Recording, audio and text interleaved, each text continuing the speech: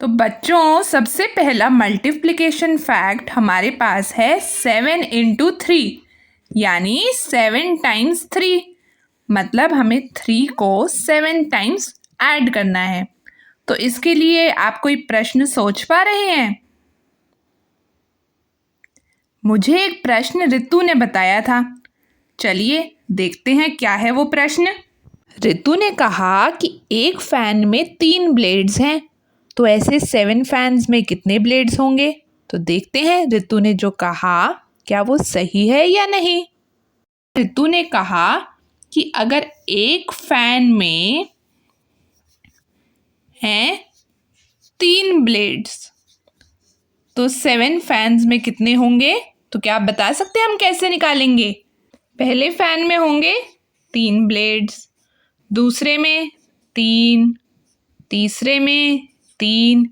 ऐसे ही रितु को 3 कितनी बार ऐड करना होगा ये जानने के लिए कि 7 फैन्स में कितने ब्लेड्स हैं। तो अगर एक फैन में 3 ब्लेड्स हैं तो ऐसे 7 फैन्स में होंगे 3 + 3 + 3 कितनी बार? 7 टाइम्स। तो इसे वो करेगी 7 टाइम्स, यानी वो 7 टाइम्स 3 को ऐड कर रही है, जिसका मतलब है 7 टाइम्स 3 यानी 7 इंटू 3। तो रितु का प्रश्न तो बिल्कुल सही था। अब देखते हैं दूसरा प्रश्न।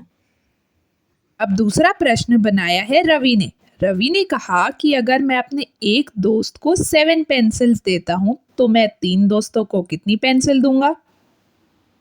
तो फैक्ट तो हमारा अभी भी यही है 7 इंटू 3, पर अब हमारे पास है एक दूसरी स्थिति, जिस स्थिति में हमने देखा कि रवि एक फ्रेंड को देगा 7 पेंसिल्स। तो रवि अपने एक फ्रेंड को दे रहा है 7 पेंसिल्स, तो वो पूछ रहा है वो 3 फ्रेंड्स को कितना देगा। तो उसने पहले को दिया 7, दूसरे को भी दी 7 पेंसिल्स और तीसरे फ्रेंड को भी दी 7 पेंसिल्स। तो उसने कितनी बार 7 को ऐड किया? 3 टाइम्स। तो ये हुआ 3 टाइम्स 7, जिसे हम लिख सकते हैं 3 इंटू 7। तो जो रवि ने प्रश्न बनाया उससे तो हमें 3 इंटू 7 मिला, पर मैंने पूछा था 7 इंटू 3। तो क्या आप बता सकते हैं रवि को क्या प्रश्न पूछना चाहिए था? बिल्कुल सही, रवि कह सकता था कि उसे अपने एक फ्रेंड को 3 पेंसिल्स देनी है, तो 7 फ्रेंड्स को कितनी देनी होगी? बिल्कुल सही, 7 टाइम्स 3। क्या आप भी 7 टाइम्स 3 यानी 7 इंटू 3 के लिए कुछ और प्रश्न बना सकते हैं? अब अगला मल्टीप्लिकेशन फैक्ट हमारे पास है 12 इंटू 5 यानी 12 टाइम्स 5। यानी हमें ऐसे प्रश्न बनाने हैं जिसमें हमें 5 को 12 टाइम्स ऐड करना पड़े। तो देखते हैं, एक प्रश्न बनाया है सृष्टि ने। तब तक आप भी कोई प्रश्न सोचिए और सुनते हैं हम सृष्टि के द्वारा बनाया गया प्रश्न। सृष्टि कहती है कि 1 दर्जन केले में होते हैं 12 केले, तो ऐसे 5 दर्जनों में कितने केले होंगे?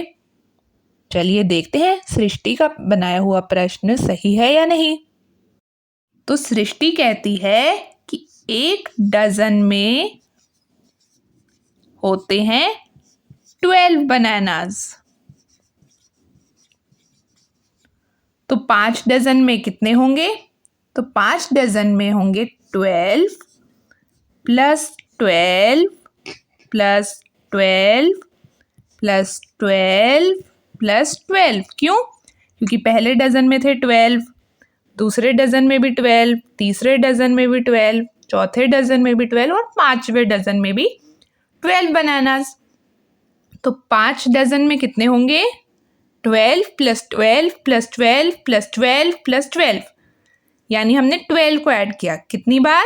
1 2 3 4 5। तो हमने किया 5 टाइम्स 12 जो है 5 इंटू 12, पर हमें करना था 12 इंटू 5। तो जो सृष्टि ने प्रश्न बनाया वो तो 12 × 5 का नहीं था, वो तो 5 × 12 का था। क्या आप कोई प्रश्न बना सकते हैं 12 × 5 से जुड़ा हुआ? अब शीतल ने प्रश्न बनाया। उसने कहा कि एक फ्लावर यानी एक फूल में है 5 पेटल्स यानी 5 पंखुड़ियाँ। तो ऐसे 12 फूलों में कितनी पंखुड़ियाँ होंगी? तो चलिए अब शीतल का प्रश्न भी चेक करते हैं। अब शीतल क्या कह रही है कि एक फ्लावर जिसमें है 5 पेटल्स। Very good. तो एक फ्लावर में है 5 पेटल्स, तो ऐसे 12 फ्लावर्स में कितने पेटल्स होंगे? तो हमें ये बताना है। तो इसके लिए हमें क्या करना पड़ेगा? पहले फ्लावर में है 5, दूसरे में भी है 5 पेटल्स, तीसरे में भी 5। ऐसे हमें 5 को कितनी बार ऐड करना पड़ेगा? अगर 12 फ्लावर्स है तो 12 टाइम्स। तो हम 12 टाइम्स ऐड कर रहे हैं किसको? 5 को, क्योंकि एक फ्लावर में है 5 पेटल्स। तो पहले में 5, दूसरे में 5, तीसरे में 5, ऐसे 12 फ्लावर्स हैं और हर एक में कितने हैं? 5 पेटल्स। तो हम कर रहे हैं 12 टाइम्स 5 यानी 12 × 5। तो शीतल का क्वेश्चन है बिल्कुल सही। क्या आप कोई और ऐसे प्रश्न सोच सकते हैं? अब अगला मल्टीप्लिकेशन फैक्ट है 60 × 28 यानी 60 टाइम्स 28। तो हमें ऐसा प्रश्न बनाना है जिसमें हमें 28 को 60 टाइम्स ऐड करना पड़े। तो इसके लिए हेमा ने एक प्रश्न बनाया है। हेमा कहती है कि मैम 1 मिनट में होते हैं 60 सेकेंड्स। तो 28 मिनट में कितने सेकेंड्स होंगे? तो देखते हैं कि क्या ये जो प्रश्न हेमा ने बनाया है ये सही है या नहीं। तो पहले मिनट में है 60 सेकेंड, फिर दूसरे मिनट में 60, तीसरे मिनट में 60। ऐसे ही हेमा को ऐड करना पड़ेगा कितने मिनट्स के लिए? 28 मिनट के लिए। तो वो कितनी बार 60 को ऐड करेगी? ये हुआ 1 मिनट, 2 मिनट, 3 मिनट और उसे कितने मिनट्स का चाहिए? 28 मिनट्स का। तो उसे 28 टाइम्स 60 को ऐड करना है, जो है 28 टाइम्स 60, जिसे हम लिखते हैं 28 × 60। तो क्या ये 60 × 28 का क्वेश्चन हुआ या 28 × 60 का? बिल्कुल सही, ये हुआ 28 × 60 का क्वेश्चन। तो 60 × 28 के लिए क्या क्वेश्चन होगा? चलिए एक और क्वेश्चन देखते हैं। तरुण ने प्रश्न बनाया कि उसके घर में पूजा है और एक लड्डू के डिब्बे में है 28 लड्डूस। तो ऐसे 60 बॉक्सेस में कितने लड्डूस होंगे? चलिए देखते हैं क्या तरुण ने जो प्रश्न बनाया है वो हमें हमारे मल्टीप्लिकेशन फैक्ट तक ले जाता है या नहीं। तो अब तरुण क्या कह रहा है कि एक लड्डू के बॉक्स में है 28 लड्डूस।